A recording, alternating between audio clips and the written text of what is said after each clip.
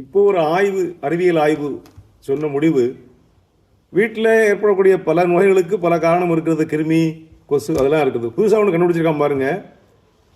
இது எல்லாருக்கும் தெரிஞ்சது தான், ஆனால் பின்பற்ற மாட்டோம். இது போன்ற வீடியோக்களை பார்த்தாவது பின்பற்றணும். நாம் படுக்கிற தலையணை, உரை, நாம் படுக்கிற அந்த போர்வை, பெட்ஷீட்டு, ஜமுக்காலம், இதுவே நமக்கு எமனாக மாறிக்கொண்டிருக்கின்றன. இதை சொல்லுகிற போது நீண்ட நாளைக்கு முன்னால் ஒரு நடந்த சம்பவம் எனக்கு ஞாபகம் வருது. சிவகாசியில் ஒரு பெரிய டாக்டர் இருந்தார். அவற்றை ஒரு நோயாளி சில பிரச்சனைக்காக வர்றாரு. அவர் மருந்து கொடுத்து கேட்கல. அப்புறம் ஒரு நாள் கேட்டாரா, சென்னைக்கு வாரம் போயிட்டு வரேன்னு அவர் சொன்னார்.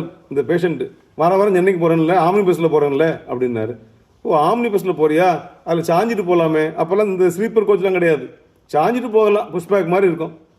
அப்போ தான் இவர் ஆராய்ச்சி பண்ணதில் எல்லோரும் சாய்ந்து கொண்டு அந்த போகிற அந்த புஷ்பேக் சீட்டில் தலை என்ன அழுக்கு அதில் பட்டு ஒரு கிருமி உருவாகுது.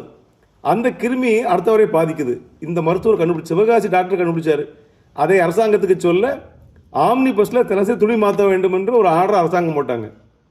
துணி விரிப்பை தினமும் மாற்றணும். மாற்றுறாங்களா இல்லையாங்கிற வேற கேள்வி. ஒருவர் படுத்த படுக்கையிலே அடுத்தவர் படுத்தால் நோய் வரும், நான் படுத்த படுக்க நான் படுத்தால் நோய் வருங்கிறான். ஆக வாரத்துக்கு 2 முறை தலையணை உரையிலையும் பெட்ஷீட்டையும் மாற்றிடுங்கிறான்.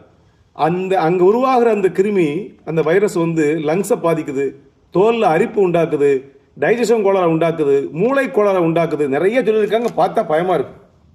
பலவீனம், சோர்வு, ஒரு ஃபேக்டிக் கண்டிஷன், விட்டு எந்திக்க முடியாமல் அங்கேயே படுத்துக்கிறதுக்கு விட்டு தான் காரணம்ங்கிறான். ஆக வாரம் 2 முறையாவது குறைந்தபட்சம் அந்த பெட்ஷீட் தலையணை உரையை மாற்றிடணும். திரும்ப ஒரு 6 மாதங்களுக்கு ஒரு முறையாவது தலையணையே மாற்றிடணும். ஒரு ஆண்டு 2 ஆண்டுக்கு ஒரு முறையாவது பெட்ஷீட்டையே மாற்றிடணும் என்பது போல் இன்றைக்கு செய்தித்தாளிலே படித்தேன்.